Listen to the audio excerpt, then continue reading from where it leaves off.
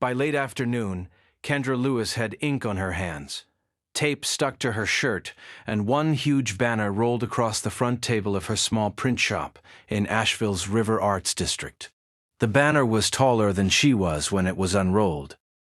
It was bright white with deep blue letters that read, "First Friday on the Riverwalk." Under the words were small pictures of music notes, paintbrushes, bread loaves, and a line of little lamps.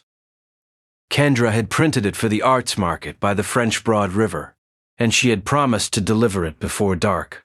"It looks good," said Ben Ortiz, who had walked over from the frame shop next door. He wiped his hands on his jeans and nodded at the banner. "Really good?" Kendra gave a tired smile. "It better." "I only had 2 chances." Ben laughed once. "You always say that right before you pull it off." Kendra leaned on the counter and looked out at the street. The sky was still bright over the roofs and warehouse walls, but the air felt heavy. June Miller from the bakery across the lot had said there might be a summer storm after 4. Kendra had heard thunder far off when she opened the back door to load the banner into her truck. She checked her phone again. A weather alert flashed across the screen. "Strong storm, flash flooding possible, avoid low roads." "Great," she said. "You want help loading it?" Ben asked. "Yes." Before the wind gets ideas. They carried the rolled banner out to her truck. Kendra had a small white pickup with a dent in the side and an old blue tarp in the bed.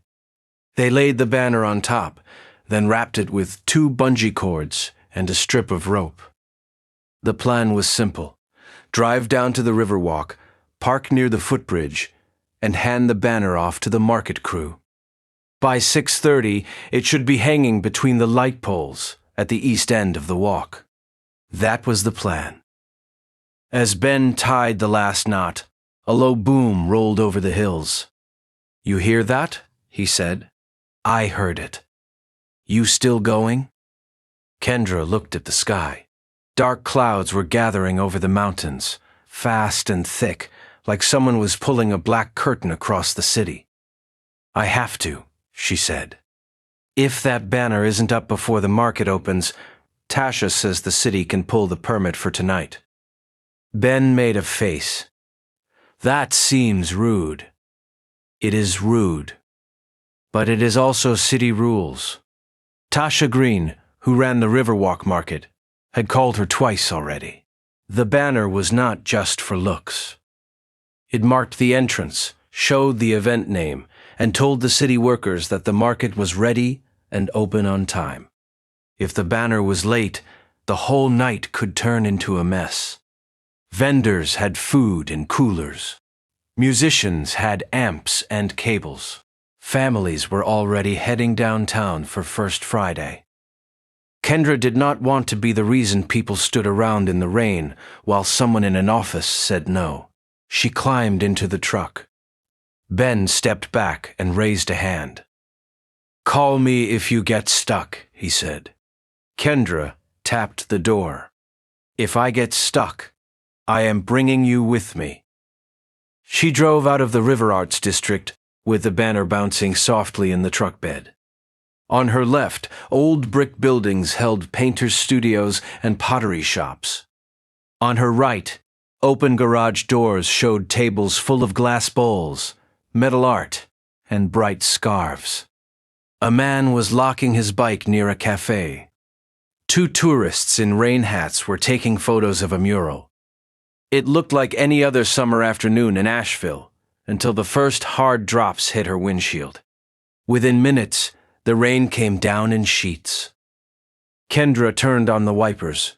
They slapped fast and hard, but they could not keep up.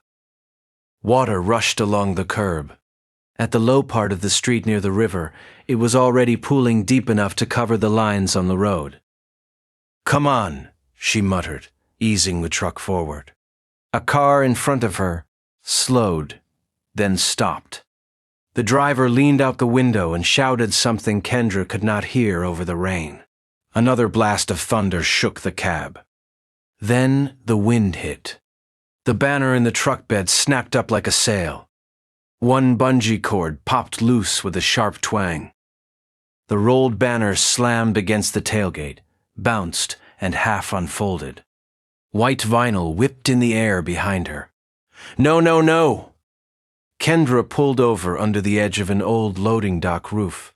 She jumped out into the rain and ran to the back of the truck. The banner was flapping wild now, the blue letters broken by folds and wet streaks. One corner had caught under the tarp and was tearing loose. She grabbed it with both hands, but the wind was too strong. A voice shouted from across the street. "Kendra!"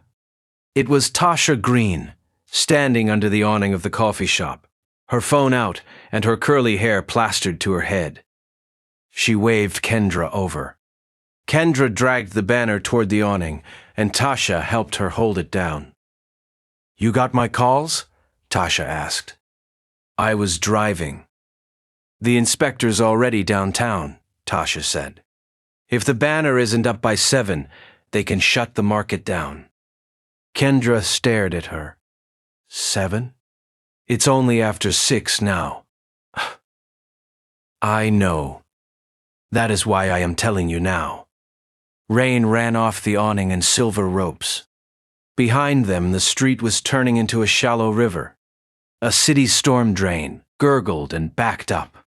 A plastic cup spun past in the water. Kendra looked at the flooded road. The shortcut to the Riverwalk was gone. The underpass near the parking lot was already knee-deep. Her truck could not make it through. "We can't drive there," she said. Tasha looked toward the footbridge in the distance. It crossed the French Broad and led straight to the market lawn. "Then we walk," she said. "With this?" Tasha gave her a sharp look. "Do you have a better idea?" Kendra did not. She called Ben. Then June. Then Luis Reyes from the taco truck parked near the studios. She also texted Marcus Hale, who handled lights and sound for the stage.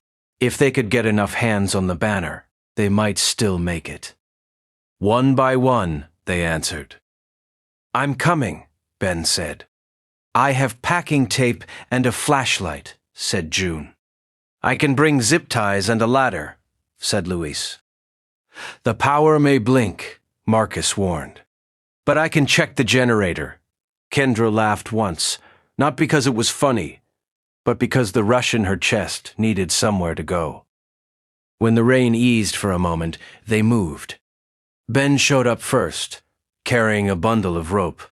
June came with a red tool bag and 2 big trash bags to cover the banner if needed. Luis rolled up in his food truck parked fast and jumped out with a box of zip ties and a flashlight in his teeth. Marcus came from the stage trailer with a coiled cable over one shoulder. Tasha met them at the curb, with a clipboard tucked under her arm and a face that said she had already used up her last patient minute. "Okay," she said. "We do this now." The banner was too big to fold again.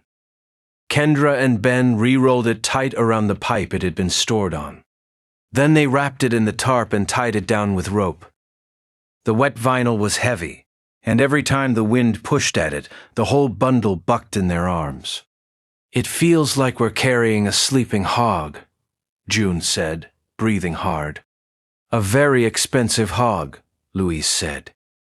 That got a quick smile from Kendra, even with the storm pressing down on them. They had to move fast.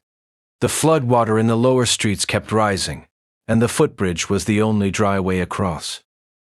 The river below was brown and fast, carrying sticks, leaves, and one bright orange cone that bumped along like a toy.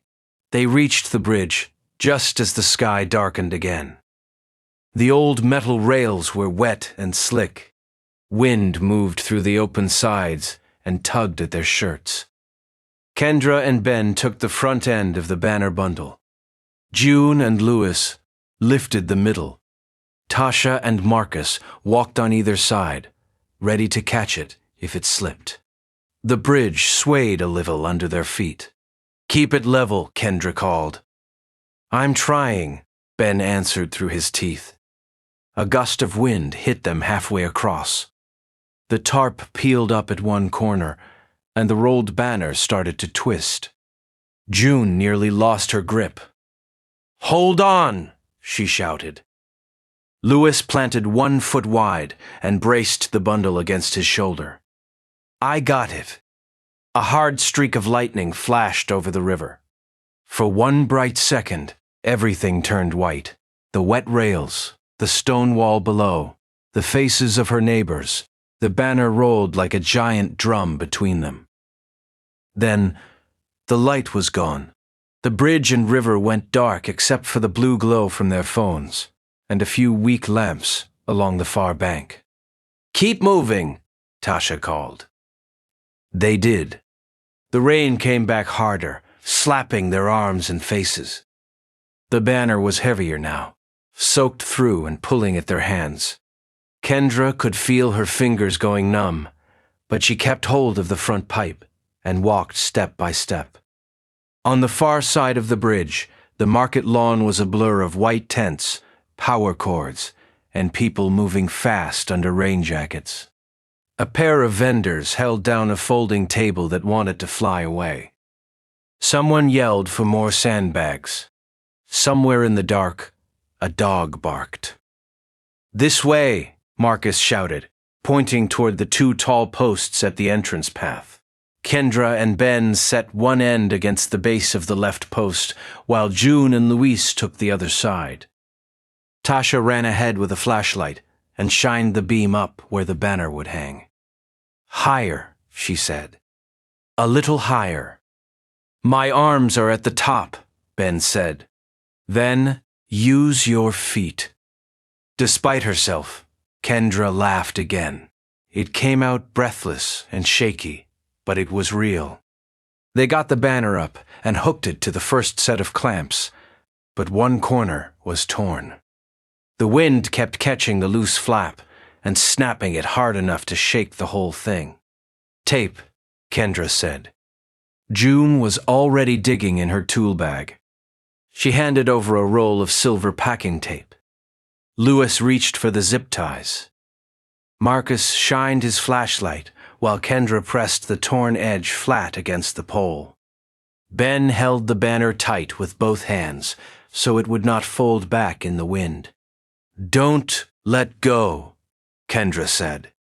"I wasn't planning to," Ben said. They taped the torn corner, then tied it again with zip ties.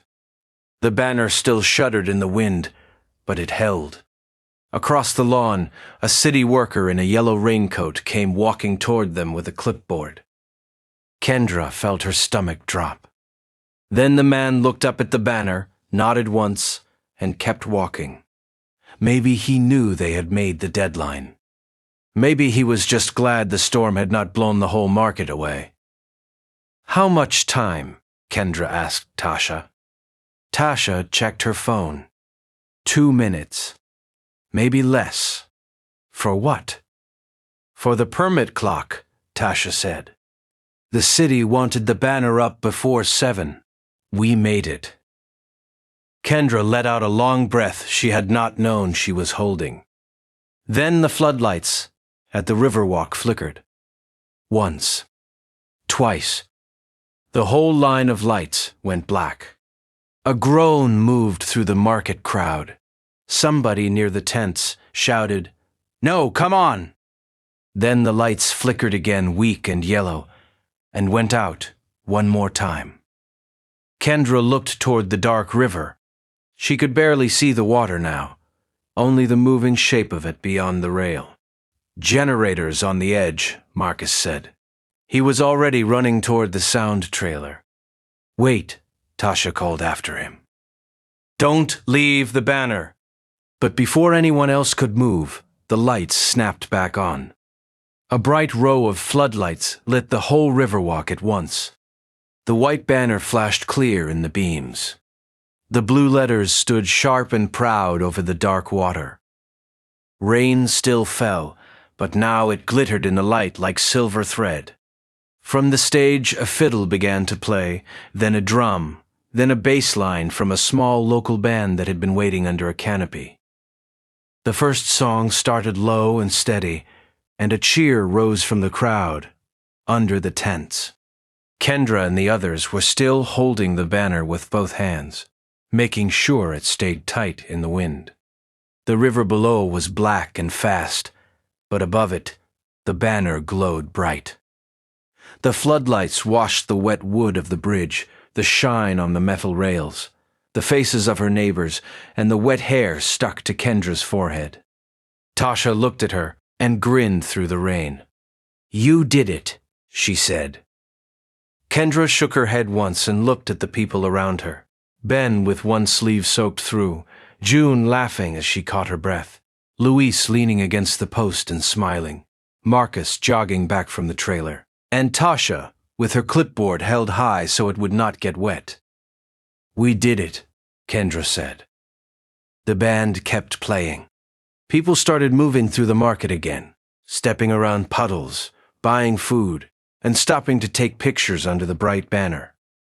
A child in a yellow rain jacket pointed up and shouted something to her mother. Two dancers near the stage began to move in time with the music, their shoes splashing in the wet pavement. Kendra stayed at the post for one more minute, just to feel the banner pull against her hands and know it was safe. Then she let go. The banner held. The lights stayed on. And down below them, the French Broad kept moving through the dark, while First Friday on the Riverwalk came alive at last.